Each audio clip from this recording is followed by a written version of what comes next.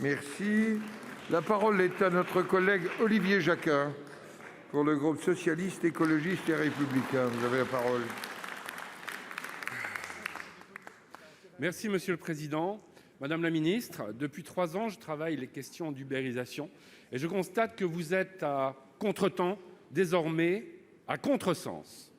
En 2018-2019, vous proposiez que les plateformes numériques de travail adoptent des chartes facultatives, presque de bienfaisance. Au même moment, la Cour de cassation requalifiait un travailleur de chez Uber en salarié et l'année suivante, en 2020, qualifiait ce phénomène d'indépendance fictive. Cette année, vous nous proposez une énième ordonnance sur le dialogue social pour les seuls livreurs et chauffeurs de VTC. Pendant ce temps, le Parlement européen vote la présomption de salariat très largement pour tous les travailleurs de plateforme. Le président de la République, en avril, à Lisbonne, déclarait vouloir faire de sa présidence française de l'Union la question majeure sociale de ces travailleurs. Or, la semaine dernière, dans sa conférence de presse du 9 décembre, pas un mot sur le sujet, alors que le jour même, le commissaire européen Nicolas Schmit présentait une proposition de directive pour tous les travailleurs de plateforme, pas seulement les livreurs et les VTC, qui vient véritablement au secours de ces travailleurs et qui comporte la présomption de salariat, l'inversion de la charge de la preuve en matière de requalification, la transparence de l'algorithme, tout ce que vous nous refusiez au mois de mai dans notre proposition de loi socialiste sur cette question. Madame la ministre, alors ma question est simple, quand arrêterez-vous de protéger les plateformes plutôt que leurs travailleurs ?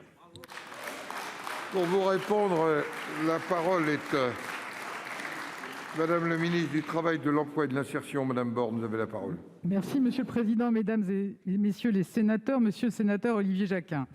Je veux vous rassurer, Monsieur le sénateur, nous continuons à avancer pour donner concrètement des droits aux travailleurs des plateformes. Alors je ne vais pas refaire en quelques minutes les débats que nous avons d'ores et déjà eus à plusieurs reprises, mais il me semble utile de préciser que le projet de directive repose effectivement sur 3 piliers principaux. Une présomption légale et réfragable de salariat, je vais y revenir, une meilleure transparence de fonctionnement des algorithmes, un contrôle des effets de ces algorithmes sur les travailleurs eux-mêmes. S'agissant du premier pilier sur lequel vous m'interrogez, la Commission européenne a fait le choix de proposer une présomption réfragable de salariat sur la base de critères issus de certaines jurisprudences européennes. L'approche retenue par la Commission pose question quant à son intérêt même pour les travailleurs, comme en témoignent mes premiers échanges avec mes homologues européens. Ces interrogations trouveront leur réponse dans le processus normal d'adoption d'une directive.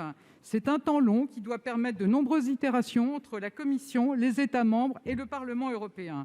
Mais sans attendre, nous faisons le choix en France d'agir au plus vite pour renforcer les droits des travailleurs. Nous nous appuyons pour cela sur le dialogue social, ce qui devrait nous réunir. Je note d'ailleurs que le projet de directive s'inspire de notre modèle en prévoyant expressément un rôle de consultation des représentants des travailleurs des plateformes. Le projet de loi de ratification et d'habilitation que vous avez examiné le 15 novembre dernier, rapporté par votre collègue Frédérique Puissat, que je salue, est une étape importante dans la construction de ces droits. Donc vous le voyez, monsieur le sénateur, ce projet de directive est en l'état complémentaire à notre projet de loi qui vise à créer rapidement de nouveaux droits pour les travailleurs des plateformes. Je vous remercie. Monsieur Jacquin. Vos arguments sont spécieux, Madame la Ministre. Vous invoquez le dialogue social alors que votre objectif est véritablement casser le droit du travail en imposant par la jurisprudence du précariat et un sous-statut d'indépendance. Vous parlez de vos homologues européens, les Allemands, Espagnols, Italiens, Belges, Portugais soutiennent la proposition du commissaire. Vous êtes isolés, réagissez. Merci.